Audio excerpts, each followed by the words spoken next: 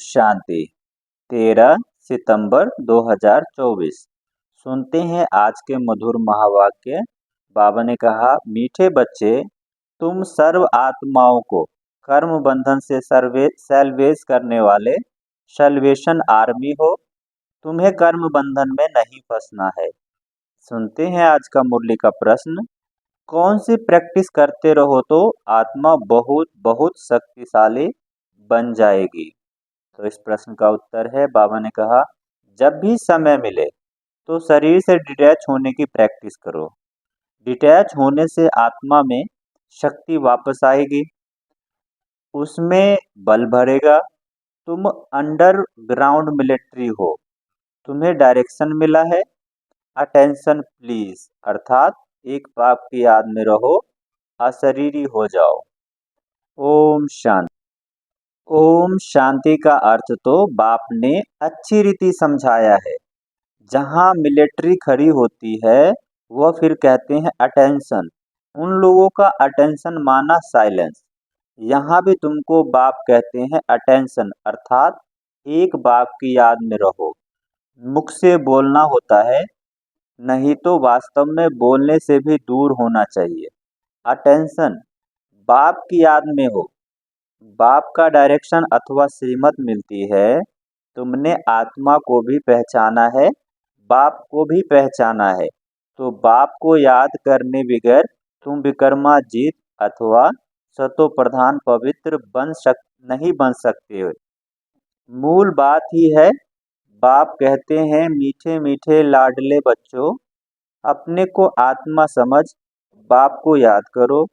यह है सब इस समय की बातें, जो फिर वह उस तरफ से उस तरफ ले गए। बाबा ने कहा, यह सब इस समय की बातें हैं, फिर उस तरफ ले गए हैं। वह भी मिलिट्री है, तुम भी मिलिट्री हो। अंडरग्राउंड मिलिट्री भी होती है ना। गुम हो जाते हैं, तुम भी अंडरग्राउंड हो। तुम भी गुम हो जाते हो, अर्थात बाप की याद में लीन हो जाते हो। इसको कहा जाता है अंडरग्राउंड। कोई पहचान न सके, क्योंकि तुम गुप्त हो ना। तुम्हारी याद की यात्रा गुप्त है।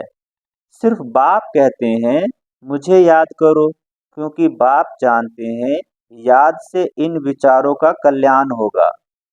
अब तुमको विचारा कहेंगे ना, स्वर्ग में विचारे होते नहीं। विचारा उनको कहा जाता है जो कर्म बंधन में फंस पड़ते हैं। यह भी तुम समझते हो, बाप ने समझाया है। तुमको लाइट हाउस भी कहा जाता है, बाप को भी लाइट हाउस कहा जाता है। बाप घड़ी घड़ी समझाते हैं, एक आंख में शांति धाम, दूसरी आंख में सुख धाम रखो। तुम जैसे लाइट हाउस हो, उठते बैठते चलते तुम लाइट होकर रहो। सबको सुख धाम शांति धाम का रास्ता बताते रहो। इस दुख धाम में सबकी नैया अटकी पड़ी है। तब तो कहते हैं, नैया मेरी पार लगाओ। हे मांझी, सबकी नैया फंसी पड़ी है, उनको सल्वेज कौन करे।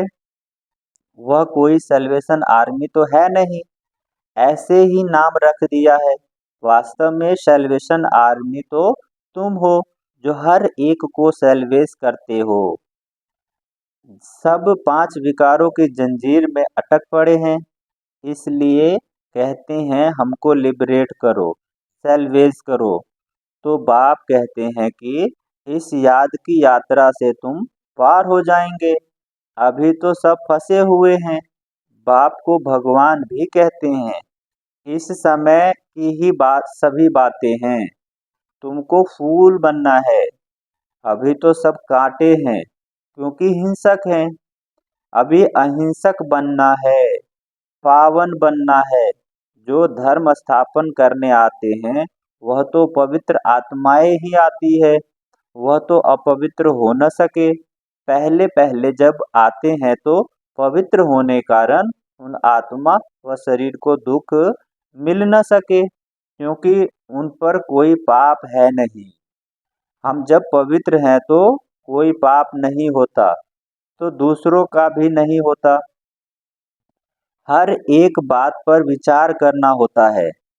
वहाँ से आत्माएं आती है धर्म स्थापन करने, जिनकी फिर डिनास्टी भी चलती रहती है।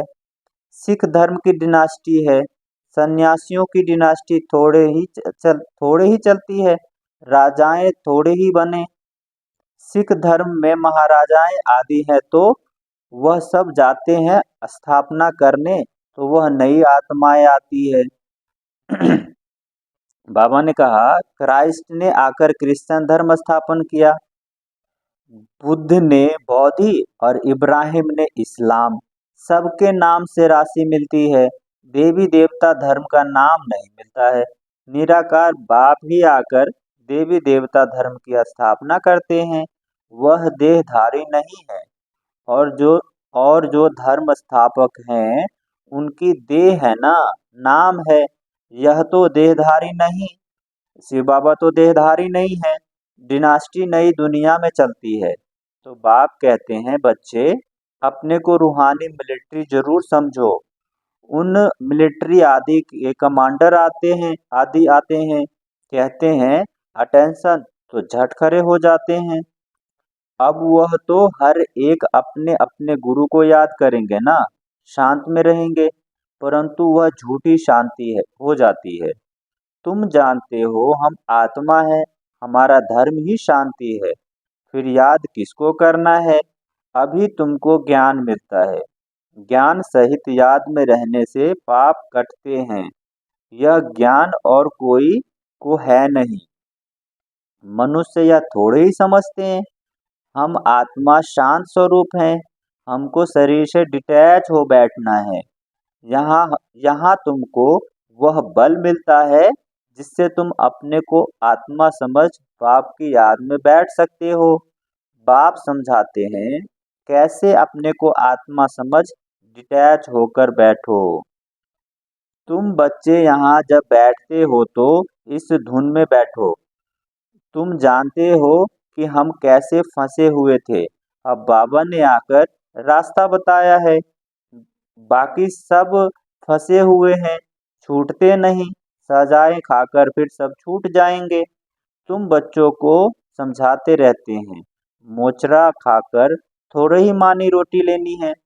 बाबा ने कहा मोचरा खाकर थोड़े ही मानी अर्थात रोटी लेनी है। मोचरा बहुत खाते हैं तो पद भ्रष्ट हो जाता है, मानी रोटी कम मिलती है। थोड़ा मोचरा यानी सजा तो मानी अच्छी मिलेगी। यह है कांटों का जंगल, सब एक दो को कांटा लगाते हैं। स्वर्ग को कहा जाता है गार्डन ऑफ अल्लाह। क्रिश्चियन लोग भी कहते हैं पैराडाइज था। कोई समझते साक्षात्कार भी कर सकते हो, कोई समय साक्षात्कार भी हो सकते हैं, हो सकता है यहाँ के धर्म वाले हो तो फिर अपने धर्म में आ सकते हैं।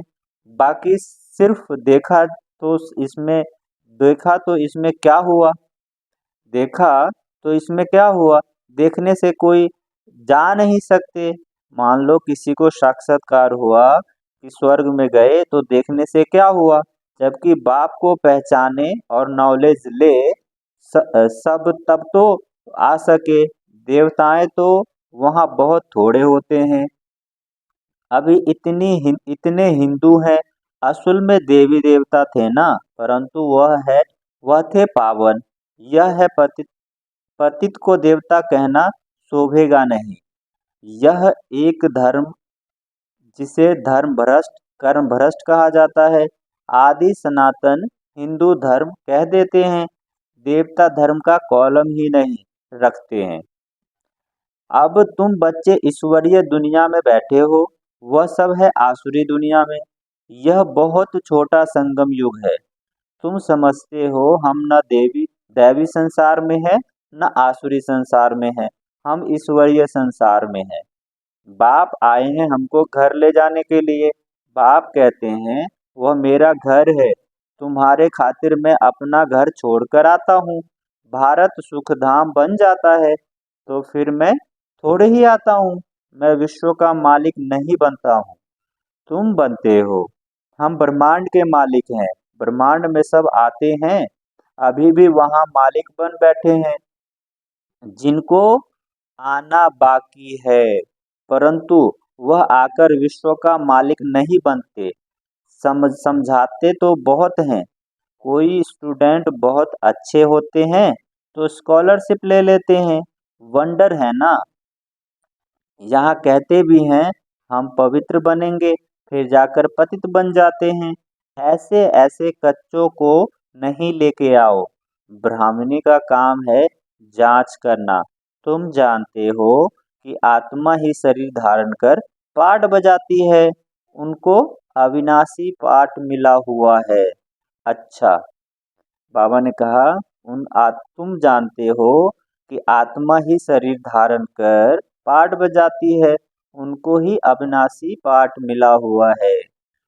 अच्छा, मीठे मीठे सिकी लधे बच्चों प्रति माता पिता बाप दादा का याद प्यार गुड मॉर्निंग और नमस्ते। हम रूहानी बच्चों की रूहानी बाप दादा को याद प्यार गुड मॉर्निंग और नमस्ते। सुनते हैं धारणा के लिए पॉइंट, मुख्य पॉइंट। बाबा ने कहा पहला है लाइट हाउस बन, सबको शांति धाम सुख धाम का रास्ता बताना है। सबकी नैया को दुख धाम से निकालने की सेवा करनी है। अपना भी कल्याण करना है। लाइट हाउस बन, सबको शांति धाम सुख धाम का रास्ता बताना है। सबकी नैया को सुख धाम से निकालने की सेवा करनी है। अपना भी कल्याण करना है। दूसरा पॉइंट है धारणा के लिए, अपने को शांत स्वरूप स्थिति में स्थित हो शरीर से डिटैच होने का अभ्यास करना। अपने शांत स्वरूप स्थिति में स्थित हो शरीर से डिटैच होने का अभ्यास करना है। याद में आंखें खोलकर बैठना है। बुद्धि से रचता और रचना का सिमरन करना है। सुनते हैं आज के मुरली का वरदान। बाबा ने कहा अपने संकल्पों को शुद्ध ज्ञान स्वरूप और शक्ति स्वरूप बनाने वाले संपूर्ण पवित्र भव। अपने संकल्पों को शुद्ध ज्ञान स्वरूप और शक्ति स्वरूप बनाने वाले संपूर्ण पवित्र भव। सुनते हैं इसका विस्तार। बाबा ने कहा बाप समान बनने के लिए पवित्रता का फाउंडेशन पक्का करो। बाप समान बनने के लिए पवित्रता का फाउंडेशन पक्का करो। फाउंडेशन में ब्रह्मचर्य व्रत धारण करना ये तो कॉमन बात है, सिर्फ इसमें खुश नहीं हो जाओ। दृष्टि वृत्ति की पवित्रता को और भी अंडरलाइन करो। साथ साथ अपने संकल्पों को शुद्ध ज्ञान स्वरूप शक्ति स्वरूप बनाओ। बाबा ने कहा दृष्टि वृत्ति की पवित्रता को और भी अंडरलाइन करो और साथ साथ अपने संकल्पों को शुद्ध ज्ञान स्वरूप शक्ति स्वरूप बनाओ। संकल्प में भी अभी बहुत कमजोरी है। संकल्प में अभी बहुत कमजोरी है। इस कमजोरी को भी समाप्त करो, तब कहेंगे संपूर्ण पवित्र आत्मा। बाबा ने कहा संकल्प रूपी कमजोरी जो है, संकल्प में जो कमजोरी है उसको भी समाप्त करो, तब संपूर्ण आत्मा बनेंगे। सुनते हैं आज के मुरली का स्लोगन। दृष्टि में सबके प्रति रहम और शुभ भावना हो। दृष्टि में सबके प्रति रहम और शुभ भावना हो तो अभिमान व अपमान का अंश भी आ नहीं सकता। दृष्टि में सबके प्रति रहम और शुभ भावना हो तो अभिमान व अपमान का अंश भी नहीं आ सकता। अच्छा, ओम शांति।